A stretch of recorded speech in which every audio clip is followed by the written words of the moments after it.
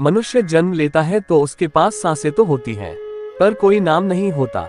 जब मृत्यु होती है तो उसके पास नाम तो होता है पर सांसें नहीं होती। इसी सांस और नाम के बीच की यात्रा को जीवन कहते हैं। न किसी के अभाव में जियो, न किसी के प्रभाव में जियो। ये जिंदगी है आपकी, अपने स्वभाव में जियो। तुम उसके लिए शोक करते हो जो शोक करने के योग्य नहीं है, और फिर भी ज्ञान की बातें करते हो। बुद्धिमान व्यक्ति ना जीवित और ना ही मृत व्यक्ति के लिए शोक करते हैं। तुम अपनी पीड़ा के लिए संसार को दोष मत दो, अपने मन को समझाओ। तुम्हारे मन का परिवर्तन ही तुम्हारे दुखों का अंत है। अगर तुम अपना कल्याण करना चाहते हो तो सभी तरह के उपदेशों, सभी धर्मों को छोड़कर मेरी शरण में आ जाओ, मैं तुम्हें मुक्ति प्रदान करूंगा।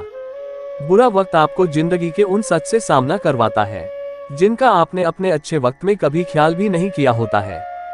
जीवन ना कल में है ना आज में है, जीवन इस पल में है, इस पल का अनुभव ही जीवन है। हम दुनिया से कभी शांति नहीं पा सकते जब तक हम खुद अंदर से शांत ना हो। मनुष्यों को मोह माया में पड़कर अपने कर्तव्य को नहीं भूलना चाहिए।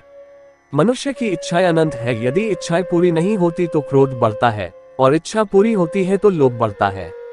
इसलिए जीवन की हर स्थिति में धैर्य बनाए रखे तथा इच्छाएं सीमित रखे। अगर तुम अपना कल्याण चाहते हो तो सभी उपदेशों, सभी धर्मों को छोड़कर मेरी शरण में आ जाओ, मैं तुम्हें मुक्ति प्रदान करूंगा। कर्मयोगी अपने मन और बुद्धि की शुद्धि के लिए ही अपने शरीर, मन, बुद्धि और इंद्रियों के साथ आसक्ति रहित होकर कर्म करते हैं।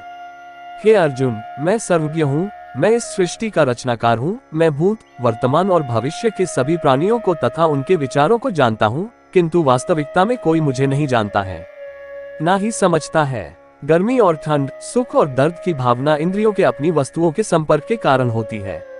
वे आते हैं और चले जाते हैं चिरकाल तक। आपको उन्हें स्वीकार करना चाहिए।